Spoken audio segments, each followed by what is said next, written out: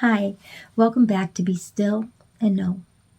My name's Diane, and I just want to come back and talk to you some more about the things that I'm going through, and that I'm hoping I can help some of you who are also going through the same thing.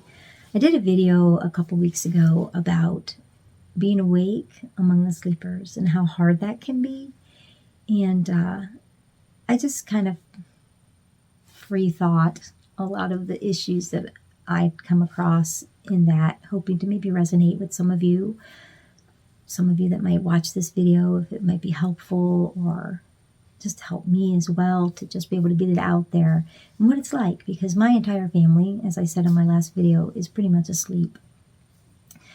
And it's hard. It's hard to go day by day and know what's going on. Not really, but know that there is something specifically going on that is terrible and wonderful and scary and not scary, but exciting, because we know the evil is being dealt with. Even though we don't see it, we trust that that's happening, and we know that God is in control. And when our loved ones suffer because they don't see it, it's hard. It's hard. In the last couple of weeks, some famous people, a musician in particular, my husband's a musician, and so this was one of his favorite bands, and someone in the band passed away, and he's really upset. I mean, so much so that he's actually texted me quite a few times about how upset he is about this, and thinking, oh, he probably, went back on drugs or whatever. And I feel for my husband. I don't know what happened with this gentleman. I do know that I was shown some pictures that made me wonder where he lays, in white or dark. And I know that we're not really going to know everything for a while. So it's really hard for people like us to know how to react to people who are suffering through that. But also those of us who are awake that are suffering through knowing what's happening to people we know that have taken the product, or wondering if they took the product because they are dealing with health issues that seem like they might have. Young people dealing with it, older people passing away. You can't just say, hey, did you, you can't do that. So you just wonder. And it's upsetting. It affects us in a negative way. It makes us depressed. It makes us sad. It makes us anxious. All these things. But we know we can't stay in that level. And so when I decided to do another video, I thought, I think I'm going to do it on spiritual conflict. Can't say that WAR word. So I want to do it on spiritual conflict. And I had thought that like over a week ago. And then some of my friends have been talking to me about how they're feeling as they deal with some of these people that they know, and how upset they're getting. And it's hard. It's really hard. We live in this temporal plane of existence, and it's hard to see people suffering when we know that they didn't need to suffer, if we could have just convinced them or shown them what's really going on. But that's really not something we need to worry about, because it's not something we have control over, right? And we have to know that God's in control, that God's taking care of this. And also, as hard as it is for people to pass, we know they're in a better place, because we know we don't die. And they're in a better place. They're not having to deal with this conflict that we're dealing with now. Now, the spiritual conflict is real. It's real. When I found out certain people that I love took it, I was very upset. But even before that, I was in a constant state of, how do I keep them from doing it? I mean, I talked to all of them. I'm like, please don't do this, don't do this. And they thought I was nuts. So like, oh, you're anti, you know what? And I'm like, no, no, no. You don't understand. This is all new technology. And, you know, we've been brainwashed that those things are good. And so I have no control. I can't control whether or not they do it. So anyway, I was living in this for months and months and months in this constant fear of, are they going to do this? Are they going to do this? Oh my gosh. And then I would go and I talked to my husband. I said, we can't let our kids do this, or we can't let our friends do this. We got to talk about this. And then, Boomy found out that my husband had gotten it. And I didn't know. He didn't tell me. And he had gotten it a long time ago. And he didn't tell me before, and then he couldn't tell me later because he realized how upset I was about that particular product and how scared I was of our kids getting it, or anyone that we love, and that we had to figure out some way where he wouldn't have to take it for work. And when he told me, it was probably the most horrible thing I've experienced. And I've experienced some horrible things. I lost my mind. I went completely nuts. And I ended up, for days and days after that, I just didn't know what to do. So one day I just took a really long walk in nature, and I was in despair. And as I was walking, I found a very secluded place by a creek. I don't know the name of the creek, but it was in some wooded areas that was close to my house. And then I sat down by the creek, and there was some water in it. It's mostly a water runoff, but there's water in it. It's kind of like a little river. And I sat down, and I was praying, and I was crying, and I could feel this negativeness just pushing down, physically pushing down on my body. And suddenly I couldn't hear it all. I mean, I could hear, it was like muffled. In fact, I remember feeling to see if my earbuds were in, like, did I leave my earbuds in? Why can't I hear? And then like this pressure, this on my head, it's so hard to explain, but I just felt this enormous weight just crushing down on me. And I was praying and screaming and rebuking Satan, knowing that this was coming from him. And then I looked up, and there was a whole bunch of crows that had filled this tree, this branch way up across the creek. And I felt like this negativeness coming from them. And I screamed and yelled and prayed out loud and rebuked Satan. And I could feel a battle going on. This was a spiritual battle that I was dealing with. It was real, and I knew it was real, and I recognized it. See, the evil one didn't want me to recognize that that's what was going on. He wanted me to despair. He wanted me to just keep going down and down and down. He wanted me to be angry with the people who did this when they were only doing it because they felt like they were doing the right thing. He wanted to create a separation between me and the people that I love. And I recognized it at that moment. And I prayed, and I pushed away the evil. I said, you are not allowed. I do not give you permission to be here. And it was almost like a light switch went on, and all of a sudden I could hear. And I could hear birds, and I looked up, and the crows had one by one flown away, replaced by songbirds. I don't know what kind of birds they were, but they were singing. And there was a lightness to the air, and I could hear again. Like, it wasn't like I was muffled in my hearing. I could hear again. And it was amazing. All that fear just disappeared. It was all gone. All the fear, the anger, the anxiety was gone. And that was a message to me that I cannot allow my fear and my anxiety to control me. And because that was how the evil one was controlling me. And I can't fight in this conflict if I let that happen. You know what? After finding out about that, I didn't have fear anymore. There's nothing to fear anymore. I can't control it. I never could.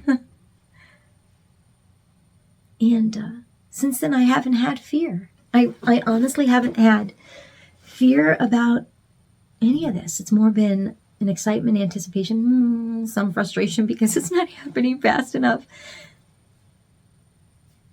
So I began to really recognize the spiritual warfare that's going on. And I've talked to other people and they've been having spiritual warfare, dreams. And God said that he would be sending dreams to his people. And so many times we're told, oh, it's just a dream. It just means you're afraid of this or you're... No. Dreams are a way for God to speak to us. And we need to listen. But not only God, the demons can get to us through that too, because I've had dreams of demons attacking me. And before this incident that I just told you about happened like a year or so ago, I was learning about all of this, and I was going down one rabbit hole after another, and just, whoa, my mind was blown by what I was learning. And, now I can kind of put two and two together, but I had a dream around that time. I think it was probably around that time that I was being attacked by a demon. I mean, I saw the demon. He was there in front of me, and he was strangling me and attacking me, and I was terrified, and I kept rebuking him, and not really understanding like I understand now the power of God in me. I mean, I was a Christian. I was a Christian. But for some reason there was a disconnect between the fact that God is in us and that power is in us and the access to that power. There was always this disconnect. And in that dream, I was not really able to push it away. It's like, I'm like, okay, Jesus, push him away. And it's like, instead of using that power to push him away that is given to me, I was waiting for something else to do it and just thinking, okay, well, if you think it's okay. No, that power is in me. I can rebuke through the power of God in me. I can rebuke it. And I wasn't able to get rid of it. And I woke up terrified. I mean, absolutely terrified. Fast forward a month ago now. I had a very similar dream, and this demon came and attacked me again. And these demons are going to attack us. They're going to continue to attack us. They are losing. They're losing. And so they're throwing everything at us, especially people like us that are awake, throwing everything at us. And in that dream, I visualized the power of God in me, and I said, no, you are not allowed. And I pushed that power out of me by the name of Jesus Christ, and that demon dissipated and was gone. And I woke up and I was in peace, and I remembered the dream I had before, and I'm like, wow, this is amazing. It's gone. It's completely gone. And I had another dream where, I think just a couple of days after that, I think the demons came back, that the evil one, that negative powers were coming back. And they're like, no. We're going to try this again. And I was having trouble breathing in my dream. And I don't remember what was happening in the dream, but I think when I woke, my mouth was covered by my pillow, like I was suffocating and I couldn't get enough air. And I woke up in a panic. So I didn't, in my dream, actually rebuke what it was because I couldn't figure out what was keeping me from breathing. And so I woke up and I was on the verge of a panic attack. And I knew that I could allow myself to fall down that path of panic. And I was gonna drown in that. There's been times I've woke up in a panic attack and I'm I had to wake up my husband and make him rub me or talk to me and soothe me. This time I'm like, nope, I know that power is in me. And I closed my eyes and I prayed and I breathed and I focused in the power that's in my body and the power of God coming down on me. And in less than a minute, it was gone. There was no fear of a panic attack. And if any of you have had a panic attack before, those are awful. You have no control. I mean, you feel like despair, anxiety. And if you keep going down that tunnel or that hill, it just gets worse and worse. And I was able to overcome that by God's power in me, knowing that I have that access. And that was liberating.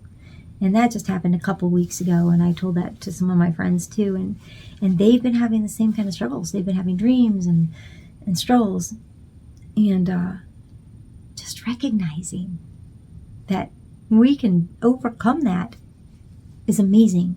And guess what?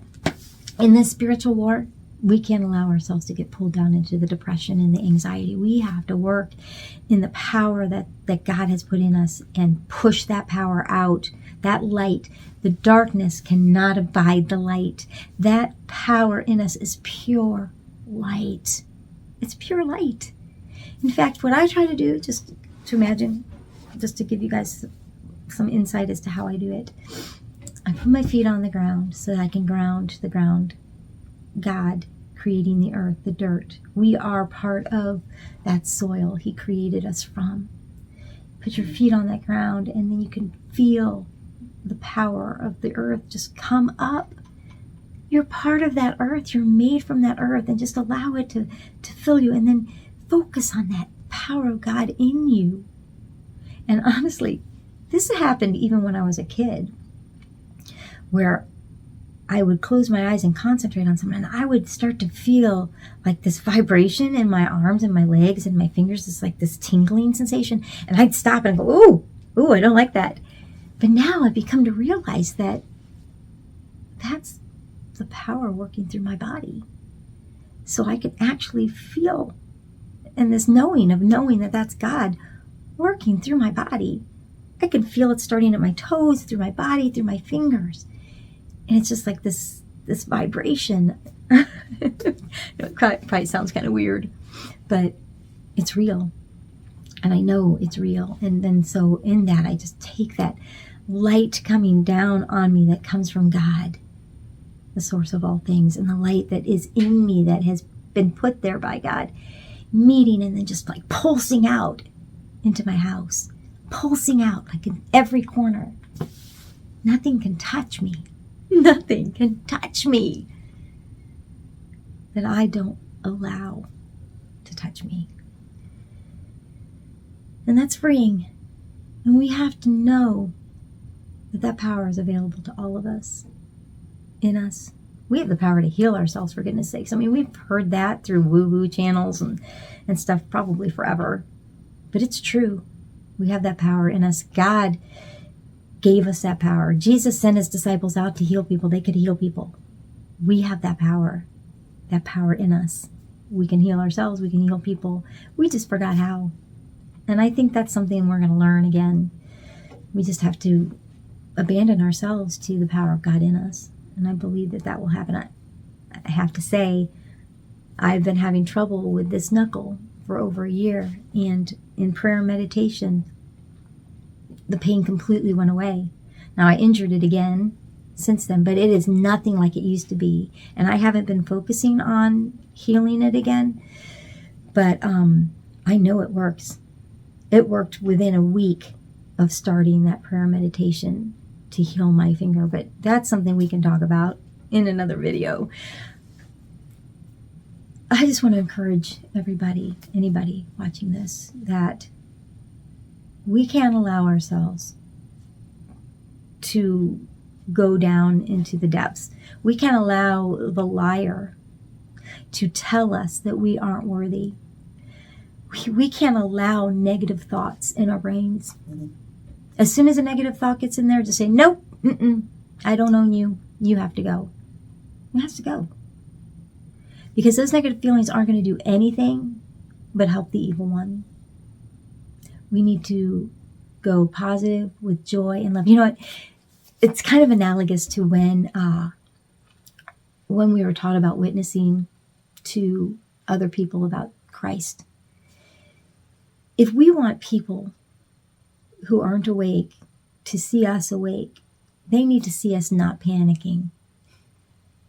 They need to see us living in a state of joy when all these horrible things are happening, and a knowing of what's going on. Because sooner or later, they're going to remember some of the things we told them, and they're going to come back and they're going to say, hey, how did you know? And that's when we have the opening to tell them. And they're going to see that in us. There's a stark contrast between the people that are asleep and the people that are awake. And that's akin to anyone who's talked about showing Christ and the light of God in us. We need to show that light and love and all those positive emotions and vibrations. We need to show that because people are going to see it, especially as things start to get really bad. They're going to go, why on earth aren't you panicking? And you say, because I know the good guys are in control. This is what's going on. And maybe they'll listen. It's a thought. I don't know. I think that was a revelation from God. And to be able to connect that with the whole idea of preaching the gospel, talking to people about who God is, it's the same thing. Show people, the people who are awake, that know what's going on, that they don't need to fear. We just have to have patient endurance during this time. Patient endurance, because the apocalypse, the meaning of apocalypse is for the curtain to be pulled back and the truth to be revealed. What they think is real is shown to be a lie, and the truth is revealed. That's what it means. That's what apocalypse means. They lied to us. They made us think, because even the dictionary says that the apocalypse means terrible, fearful times where people are in panic. And, well, yeah, there's going to be people in panic, but they didn't tell the other part. And that is, because I looked this up in the dictionary. You can look it up in the dictionary, the Merriam dictionary. I can't remember the name of it, sorry. Anyway, I looked it up online. It's really hard to find the real definition from Greek, which means the veil has been removed. And what is going to happen during the apocalypse is that this veil is going to be pulled back and the truth of what's really going on is going to be revealed. That's what's happening, you guys. That's what's happening. So we can't allow ourselves to resonate negative, even though, it's really hard because we see these people suffering. We see so much suffering. We can pray. We can send that positive energy to the people. I really believe. If you can feel when someone who's in a bad mood stands right next to you, you can kind of feel they're in a bad mood. It's like, when my husband's in a bad mood, I'm like, honey, you're oozing the negative feelings here. I know you're in a bad mood. You can tell me all day long that you're not, but I know you are. You need to fess up and tell me what's going on. We can feel that. They can feel us. They can feel this positiveness. And if we focus on that, then they're going to see it. And maybe it'll force us to stay in that positive place. Anyway, I've talked for a long time, probably too long. But thanks for listening. And I hope that this is helpful for anybody. And if you have questions or any comments that you'd like to express concerning anything that I said now, please leave it in the comments. And if you like this video, subscribe. Please like and subscribe, because if that happens, maybe other people will be able to see this video, because the algorithms and YouTube will notice likes and subscriptions of the video. Who knows? It'd be kind of cool. Anyway, this is really just to reach out to you and to help you also, as I help myself figure out how to navigate these interesting times. Thanks for listening. Have a great day.